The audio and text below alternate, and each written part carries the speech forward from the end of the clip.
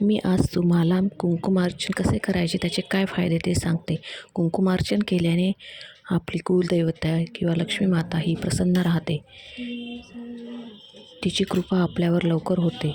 कुलदेवतेला आधी ताम्हणात घेऊन पंचामृताने स्नान घालावे आणि स्वच्छ करून एका प्लेटमध्ये किंवा तबकडीमध्ये घ्यावे आणि कुंकुमार्चन हे करण्याआधी देवीचे छान स्नान घालून कोरडे करावे, फूल वाहावे आणि असं 2-3 बोटांच्या मदतीने 2 बोट आणि अंगठ्यांच्या मदतीने पायापासून कुंकुमार्चन सुरू करायचे. पायापासून कुंकू टाकत पूर्ण डोक्यापर्यंत टाकत जायचे. अशी कुंकुमार्चन करताना कुलदेवीचा मंत्र किंवा कुलदेवी स्तोत्र, लक्ष्मीचे कुंकुमार्चन करायचे असले श्रीसूक्त, लक्ष्मी मंत्र असे 108 वेळा म्हणायचे. याने आपल्याला कुलदेवतेची कृपा प्राप्त होते. कुलदेवता प्रसन्न राहते. आपण कुंकुमार्चन नवरात्रामध्ये मंगळवारी किंवा मार्गशीर्ष महिन्यात अथवा शुक्रवारला करू शकता.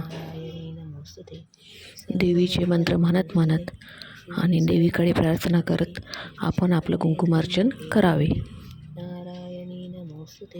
मी इथे कुंकुमार्चन असं 2 बोटां चिमटीमध्ये कुंकू घेऊन असं देवीच्या डोक्यापासून टाकत आहे. आधी पायापासून सुरुवात केली, आता डोक्याकडे टाकत गेलेले आहे. पूर्ण कुंकुमार्चन झालं.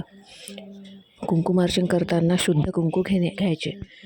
जे शुद्ध हळदीपासून बनवलेले असतात असे कुंकू वापरायचे. हे कुंकू नंतर कुंकुमार्चन झालं की देवी तिथेच 1 दिवस कुंकवातच असेच ठेवायचे आणि दुसऱ्या दिवशी कुंकू ते एका डबीमध्ये भरून ठेवायचे आणि बाहेर जाताना किंवा मुख्य कार्याला जाताना कार्य सफल व्हावे म्हणून देवीचा आशीर्वाद म्हणून हे कुंकू आपल्या कपाळावर लावायचे आणि घराबाहेर जायचे. याने आपल्याला नक्कीच सफलता मिळेल आणि आपले पूर्ण मनोकामना पूर्ण होईल. आपण ज्या कामाला घरून निघत असू ते काम आपले नक्कीच पूर्ण होईल.